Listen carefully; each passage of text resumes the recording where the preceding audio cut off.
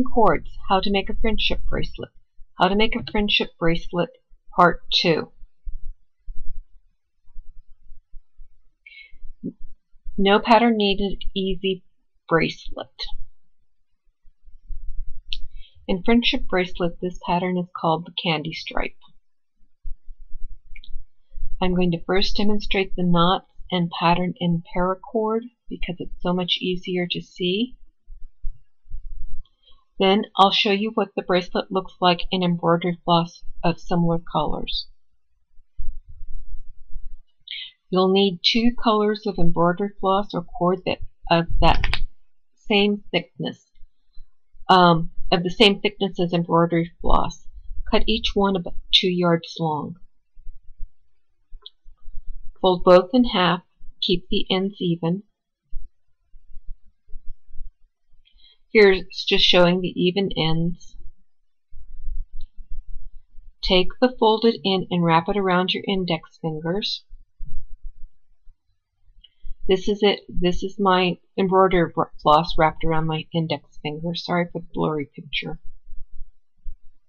And then bring it back up again so it makes a complete circle, overlaps itself. Hold the strands, keeping the circle that is around your finger open, and pull off your finger. Push the folded end through the center of the hole, like this.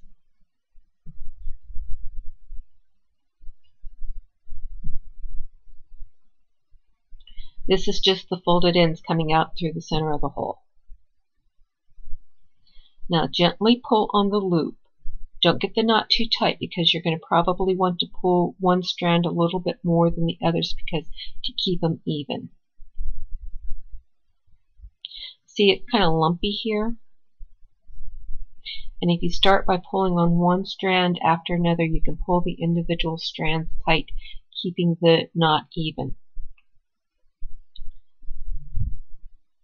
Try to keep the wraps forming the knot even. I know I've said that 4 times. Anyway, you can see that they make, if you do it this way, you get a nice smooth even knot right through here. If you feel like yours is really uneven and ugly, don't worry too much about it. It takes lots of practice to get them smooth and even. Sometimes even then I don't do it right. And if you keep watching and practicing how the knot tightens, you'll be able to get them smooth with practice. Take the loop and anchor it to something or under something.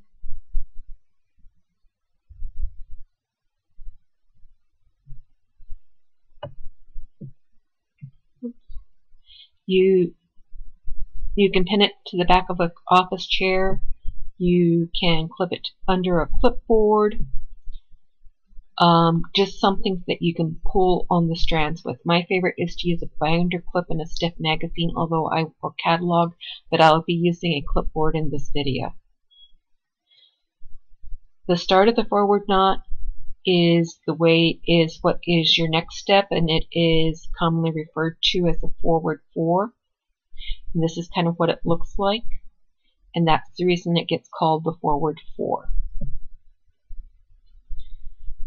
Take the cord that you made the 4 with over the long leg that made the leg of the 4, and then take it back under the leg, back toward the angled part of the 4. Bring it up through the angled part of the 4 in the middle of that hole. Tighten by pulling on the cord and pulling it straight up toward the knot that you just made and have anchored. Repeat the steps 1 through 4 and your knot will look like this. So you're going to want to make 2 forward knots right together.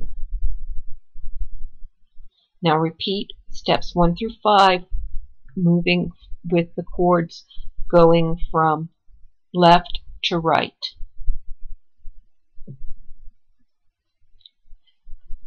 And you'll get another knot like this on the next one.